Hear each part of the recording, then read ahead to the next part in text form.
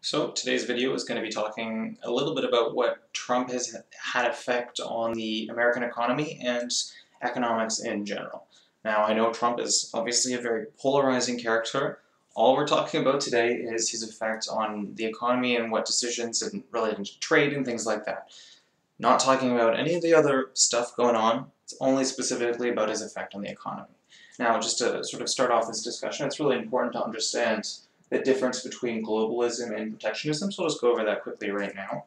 Globalism as a concept effectively is the trading and cross-pollination of ideas between countries.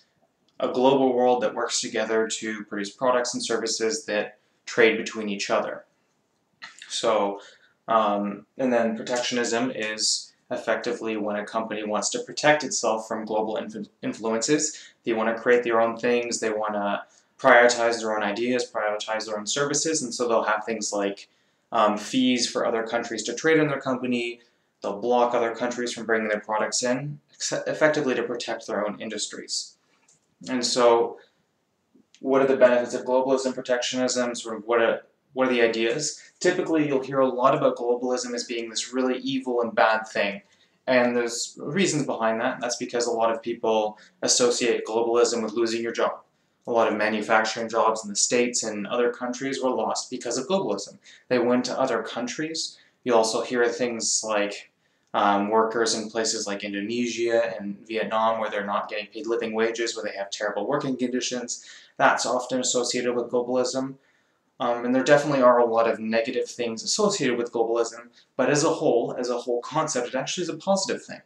And the rationale behind that is because certain countries, certain people do things better than others. So, for example, when you look at a place like South Korea, they are exceptionally talented at creating electronic devices, creating these pieces of technology that are incredibly powerful with their processing power and other things like that. And then places like India have a very robust service industry related to accounting and other areas like that. Each country has its own specialization that they do incredibly well, and then with globalization what happens is those countries share those services, share those products with other countries that they do incredibly well. And then those countries share the things that they do well to you. And it's effectively it's trading. You're trading services that you do well with countries that do other things well. And everybody benefits from that. Along with globalization, you also have the trading of ideas, concepts, that have cultures, and it's really, ultimately, when you look at the big picture, globalism is a positive thing. There are definitely negative things associated with it. There are issues, namely things like human rights issues with workers in these foreign countries. There are some issues with globalism, for sure. It's not a perfect thing. But as a whole, when you look at it, what benefit it provides and what negative aspects it has, it is a positive effect. Protectionism. Is protectionism a good thing? Well, in the short term, it can be. In the long term, though, it's bad because what you're doing is you're shutting yourself off. You're isolating yourself from the world.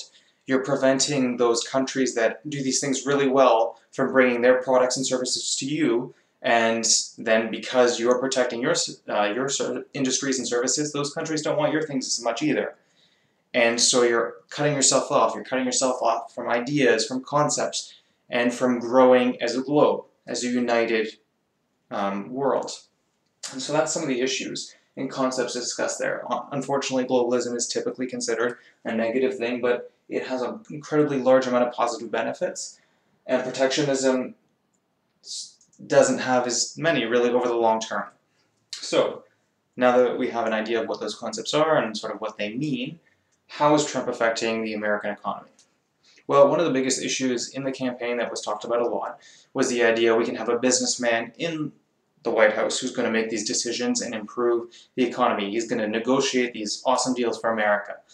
Well, there's a significant issue, and that's that negotiating business deals is a lot more different than negotiating trade deals with countries. With business deals, you can have win-lose situations where one company clearly comes out on top. Essentially, you can screw over somebody else, and then what happens is maybe they go bankrupt, they can't deal with it, whatnot, the problem goes away, you win, and that's very much a big part of Trump's philosophy. It's about a win for him and a loss for another person, or taking advantage of someone else when it comes to business. That's been shown time and time again. Now, what happens when you try and do that at an international trade level? Say you try and screw over Canada. Well, there's an issue. Canada doesn't go away. They're going to be there a year from now. They're still going to be above you in the north 10 years from now. A century from now, they're still going to be there. The problem doesn't go away. International trade has to be a win-win situation where both countries are benefiting from agreements between each other. Both countries maybe are making concessions, but they're gaining things. You can't have a win-lose situation in international trade. It doesn't work. You can't burn these relationships because you can't just move on to another place. You can't, say, burn a relationship with Mexico and say, we don't need you anymore. Well, you really do, because they're still there. You still need things from them. You still need services, goods, and you can't approach international trade the same way as you approach business deals. This has created issues because Trump has said some stuff and done some things that has already put some serious things on edge. He's imposing tariffs. He is doing protectionism. And here's the big issue with protectionism. You can have short-term gains for long-term pain. So I'll say that again. Short-term gains for long-term pains. What does that mean? Well, short-term gains. So when you enter into agreements with Canada and you decide to renegotiate things like NAFTA, you can say, oh, well, you know what we're going to do? We're going to impose a 20% tariff. 20%, what a tariff is, a fee effectively on importing your lumber for a number of different reasons, whatever they are. And then they impose that, so they can do that. So in the short term, they're going to protect their lumber industry, and then they're also going to make a little bit of money off those tariffs. And in the short term, the Canadian exporters who have been dealing with America for a very long time, good relationships for the most part probably, are going to say, okay, we'll put up with it for a little while.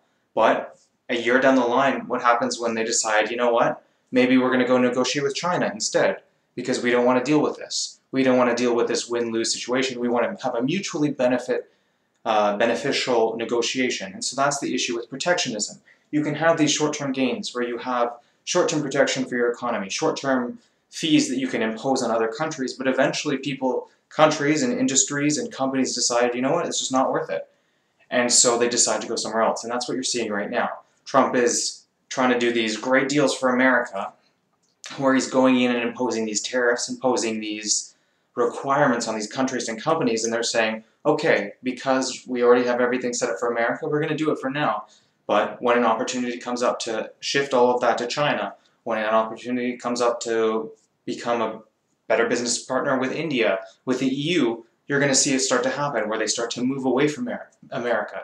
They start to deprioritize it because they don't want to play. They don't want to enter into negotiations to benefit everyone. So again, you'll see temporary short-term gains with what Trump's trying to do, but over the long term, the American economy is going to hurt.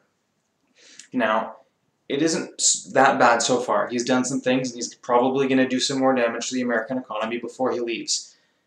But it's not bad yet, but here's the issue. If Trump were to get elected for a second term, that's a serious issue. Because right now, there's a lot of countries and areas that are hedging their bets. They're saying, okay, for the next 4 years, there's going to be some setbacks, there's going to be some issues, but we'll get through it.